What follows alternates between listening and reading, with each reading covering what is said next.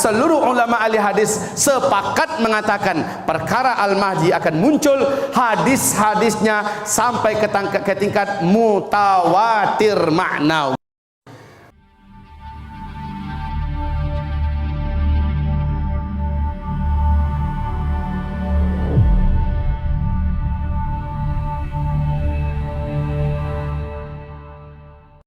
Kaum muslimin, kita kembali ke sini. Startnya dimulai dengan Dajjal lepas. Saya bertanya kepada bapak ibu semua, Dajjal sekarang sudah keluar apa belum? Sudah keluar apa belum? Hah? Rasulullah mengatakan setelah Dajjal keluar sampai dia dibunuh oleh Isa, masanya hanya 40 hari. Satu hari pertama kalian menghitungnya 1 tahun, satu hari kedua kalian menghitungnya 1 bulan, satu hari ketiga kalian menghitungnya 1 minggu, 37 hari lainnya seperti hari-hari biasa. Coba ditotal, jadinya adalah 1 bulan, 1 tahun, 2 bulan, 2 minggu. Dajjal pun habis. Enggak lama kan jarak antara masa satu dengan masa kedua. Isa dengan Ya'juj Ma'juj juga semakin rapat, semakin dekat. Bahkan ini yang kita dengar, dari terbitnya matahari dari barat, keluarnya binatang dabatul ardi, jaraknya hanya 1 hari kan. Nah kaum muslimin, beginilah cepatnya jarak antar masing-masing itu. Dajjal belum keluar, cuma silakan nanti baca di kitab Ensiklopedia Akhir Zaman, di mana Rasul menceritakan tentang terikatnya Dajjal di dalam salah satu kuil tua di pulau laut Yaman. Hadis ini dikenal oleh para ulama ahli hadis. Dalam hadis Sahih Muslim diceritakan oleh Tamim Ad-Dari. Terkenal hadis ini dengan sebutan hadis Al-Jassasah. Dalam hadis ini ibaratullah, Tamim Ad-Dari yang ketika itu masih Kristen menceritakan kepada Rasulullah pengalamannya di pulau laut Yaman. Kami diombang-ambing oleh ombak laut yang setinggi-tinggi bukit dan gunung. Angin begitu kencang, hujan lebat turun, petir menyambar langit gelap, sehingga kami terdampar ke sebuah pulau. Beliau waktu itu bersama 20 awak kapalnya. Kami turun seluruhnya. Sesampai di pulau itu, ternyata pulau itu pohon-pohonnya banyak. Lalu kami berjumpa dengan seekor binatang yang besar, berkaki 4, bulunya sangat tebal, hitam. Saking tebalnya bulu binatang tersebut sehingga kami sulit membedakan manakah bagian kepalanya dan mana bagian ekornya. Binatang itu berbicara membuat kami ketakutan dan kami berkata kepadanya, celakalah engkau. Binatang apakah engkau? Ternyata binatang itu menjawab, saya adalah Al-Jassasah. Saya adalah pengintai dan penjaga pulau ini. Apakah kalian datang dari Arab? Kata Tamim Ad-Dari, kami ketakutan, apalagi dia bisa bicara. Lalu kami berkata, iya kami dari Arab. Seorang lelaki telah lama menanti-nanti kedatangan kalian dari Arab. Lelaki itu ada di kuil tua di sebelah sana. Pergilah kalian ke sana dan jawablah pertanyaan-pertanyaannya. Dia memerlukan kepada perkembangan berita dunia terkini. Maka kami lari tunggang langgang ketakutan meninggalkan binatang itu, khawatir diapa-apakannya.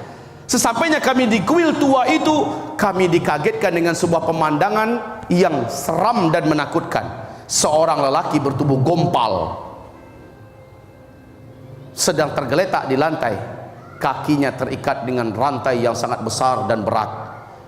Rantai itu menyambung kepada tangannya, terikat dengan rantai sangat besar dan berat. Rantai itu terus menyambung dan membelenggu lehernya. Dan kami berkata, celakalah engkau, siapa engkau? Apa jawaban laki-laki yang tergeletak dan terikat itu? Kalian tidak perlu takut, saya terikat, saya tidak akan bisa menyakiti kalian. Dia bertanya, kalian datang dari Arab? Kami menjawab iya. Sudah dekat masanya. Apakah sudah muncul di Arab seorang lelaki ummi yang mengaku sebagai nabi dan rasul terakhir namanya Ahmad? Kami menjawab sudah. Nabi Muhammad kan terkenal, salah satu namanya adalah Ahmad. Gembira laki-laki terikat itu, berarti sudah sangat dekat saatnya. Apakah Danau Tiberias hari ini masih mengeluarkan air? Kami menjawab airnya tidak berkurang sedikit pun. Lalu apa kata laki-laki terikat itu? Tunggu saja, sebentar lagi airnya akan menyusut, dan ketika airnya benar-benar menyusut, saya akan lepas. Saya akan kuasai seluruh bumi ini. Tidak ada satu kota pun kecuali saya akan masuk, dan banyak manusia akan menyembah saya. Kecuali 2 kota yang saya tidak bisa masuki, Mekah dan Madinah. Maka kaum muslimin yang kami muliakan, si Tamim menceritakan pengalaman ini. Dan laki-laki yang terikat itu berkata, ketahuilah saya adalah Al-Masih. Hanya itu saja katanya, saya adalah Al-Masih. Nah kaum muslimin, kemudian ketika Rasulullah mendengarkan cerita ini, dia suruh Bilal kumandangkan azan. Berkumpullah orang satu kota Madinah. Nabi menyimpulkan terakhir, ketahuilah oleh kalian, yang diceritakan oleh Tamim Ad-Dari ini, dia adalah Al-Masihud Dajjal. Demi Allah, kata Rasulullah, kalau saya hidup pada masa dia keluar, saya akan menjadi pembela kalian, saya akan hadapi Dajjal. Tapi ketika saya tidak ada, masing-masing kalian harus membela dirinya sendiri, menyelamatkan imannya sendiri-sendiri untuk menghadapi Dajjal.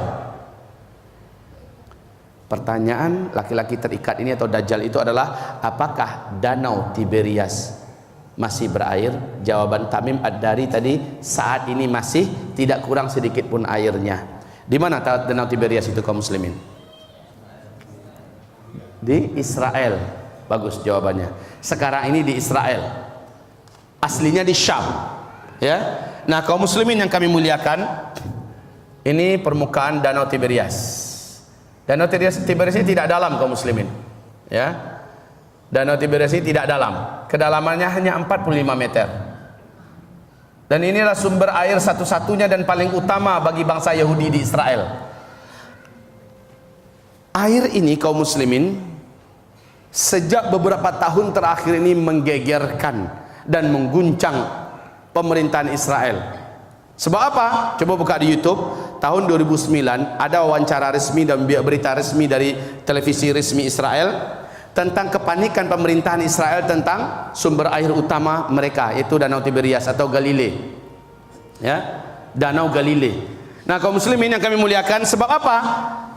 Danau ini tidak pernah susut airnya, tidak pernah. Tapi sejak tahun 2003 sampai 2013, setelah dilakukan penelusuran dan diukur dan dicek dari ukurannya, ternyata selama 10 tahun air ini telah menyusut sejauh 15 meter ke bawah. Menyusut kaum muslimin 15 meter. Ini bukan angka yang fantastis loh ini. Akhir 2015 yang kelihatan sekarang adalah dasar daripada puncak-puncak paling tinggi dari dasar danau sudah muncul seperti pulau-pulau kecil. Ini yang ditakutkan betul oleh pemerintahan Israel hari ini. Dan tidak salah kalau Syekh Abdullah bin Abdul Aziz bin Baz, saat dikabarkan kepada beliau saat beliau masih hidup waktu itu tentang penyusutan Danau Tiberias ini, beliau menangis tuan-tuan. Sampai-sampai jubahnya bagian dadanya basah dengan air matanya. Lalu berkata, hadza zamanu khurujid dajjal. Ini adalah zaman di mana kita hidup, Dajjal itu akan keluar, Dajjal itu akan lepas. Wallahi, saya yang berbicara dan tidak pula tuan-tuan semua, tidak ada yang akan selamat imannya jika berjumpa dengan Dajjal, pasti akan kafir. Dan kata Rasulullah, jika ia sudah kafir ketika Dajjal muncul, jika ia sudah beriman kepada Dajjal, sampai mati pun dia tidak akan pernah beriman selama-lamanya, dan dia akan kekal di neraka selama-lamanya. Dan sepertiga total umat Nabi nanti akan sujud menyembah Dajjal.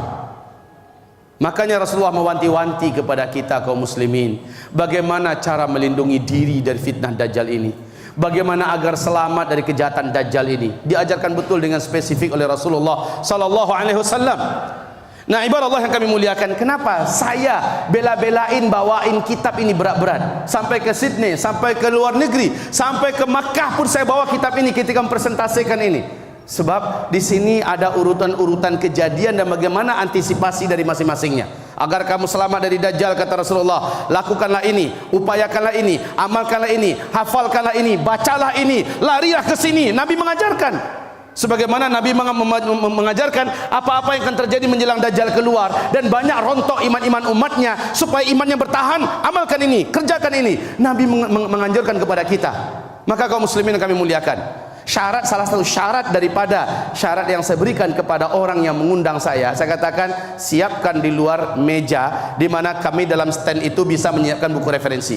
Ya, 2 buku ini selalu kita bawakan supaya umat nanti bisa melihat, nggak hanya sekedar dengar omongan. Lihat dalilnya, baca ayatnya, lihat sumber kitabnya mana, status hadisnya bagaimana, baca kaum muslimin.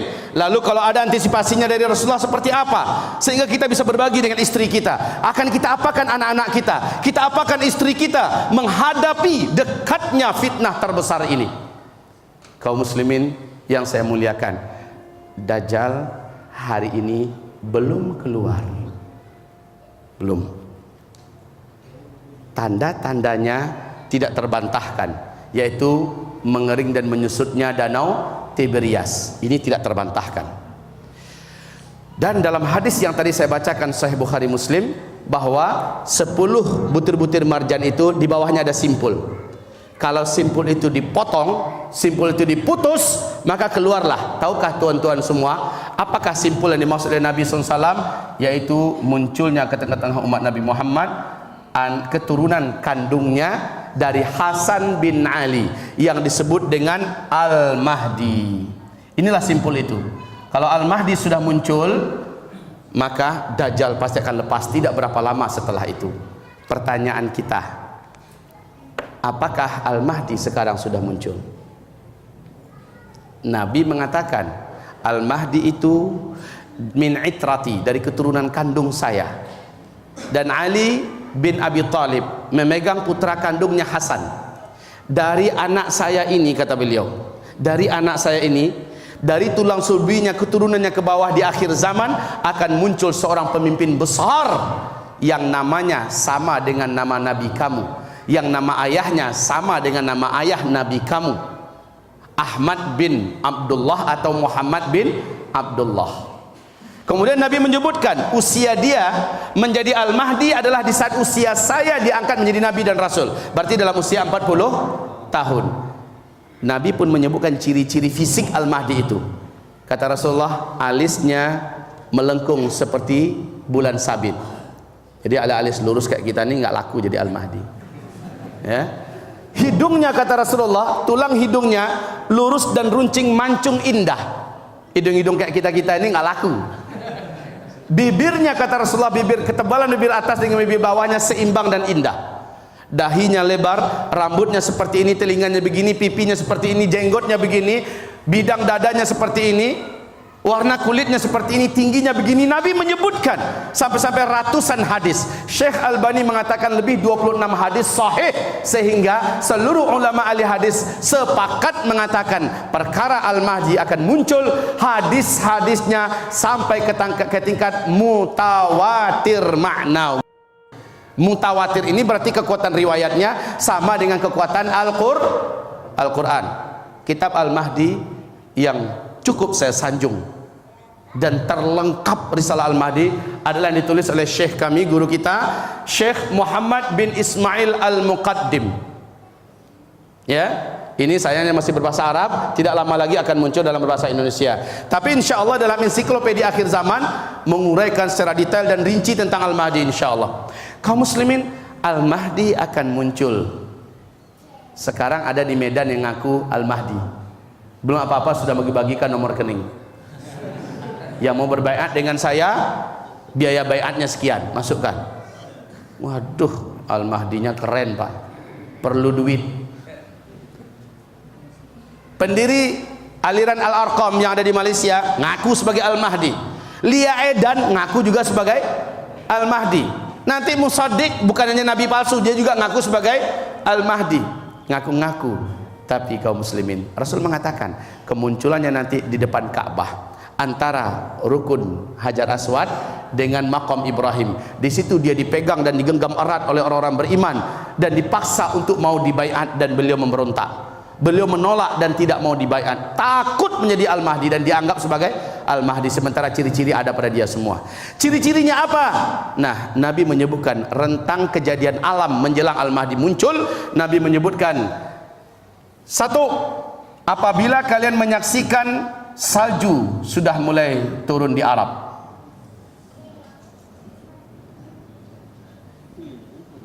Sejak tahun 2009 tiap tahunnya salju turun di Arab. Bahkan sekarang seluruh dunia menyaksikan antara Mekah ke Madinah di highway-nya itu sudah penuh dengan salju kaum muslimin. Orang sudah hati-hati jalan sekarang. Arab Pak, nggak pernahnya ada salju, sekarang sudah turun salju di Arab. Siapa yang membantah ini? Nabi berkata dia akan muncul di musim salju, dan kalian ketika dia muncul wajib berbaiat kepadanya walaupun merangkak di atas salju. Nggak ada kendaraan ini umpamanya, salju tebal banyak, wajib kejar dia walaupun merangkak di atas salju. Ini menandakan apa? Merangkak di atas salju. Maknanya di zaman Al-Mahdi sudah tidak ada helikopter, sudah tidak ada pesawat. Ustadz, kalau begitu dalam waktu dekat kita akan kehabisan teknologi di muka bumi ini. Jawabannya yes. Apa yang akan terjadi? One at the time. Tunggu, akan saya uraikan. Waktu kita katanya sampai jam 11 habis. Hah? Kecepatan? Walaupun dikasih setengah jam nggak cukup. Hah? Lanjut. Ada bocoran nanti malam uraian saya berkaitan dengan Al-Mahdi insyaallah taala di Masjid Jami' Bintaro BSD.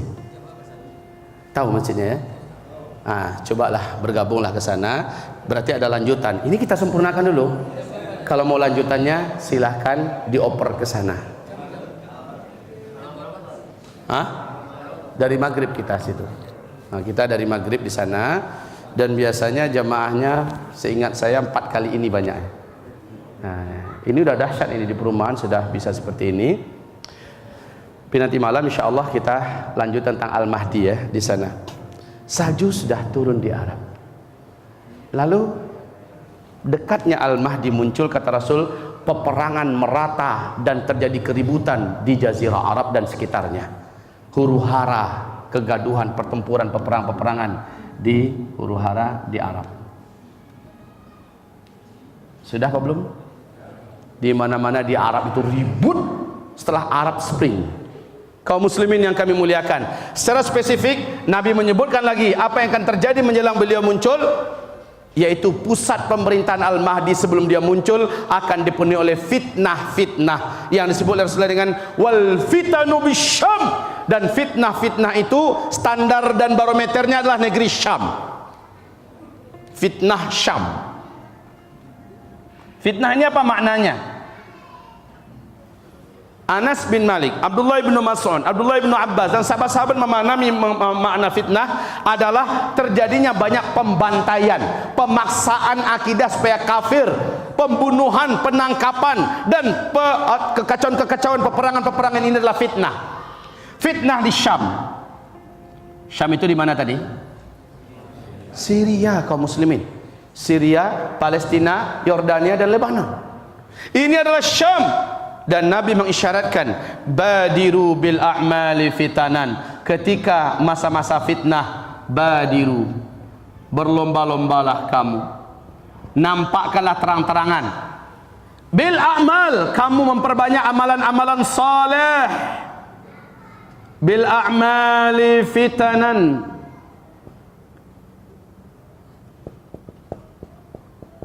di masa-masa fitnah. Dan Nabi mengatakan wal fitanu bisyam, yang dimaksud dengan fitnah itu adalah di negeri Syam. Ketika start fitnah di Syam, kamu yang ada di bumi seluruhnya wajib berpacu-pacu, berlomba-lomba memperbanyak amal soleh. Why? Kenapa? Karena orang-orang yang amal solehnya yang banyak, yang ketika beban berat, fitnah, petaka, bencana, huru-hara, musibah akhir zaman itu terjadi, hanya dia yang akan selamat. Sebab apa? Kekuatan dan tupangan iman dan amal soleh lah yang menjadikan orang-orang ini selamat. Apa yang akan terjadi? Bapak Ibu akan merinding mendengarkannya semua. Apa yang akan terjadi menjelang Al-Mahdi ini muncul? La haula wa la quwata illa billah. akan sangat sedikit manusia ini yang mampu memikul beratnya beban.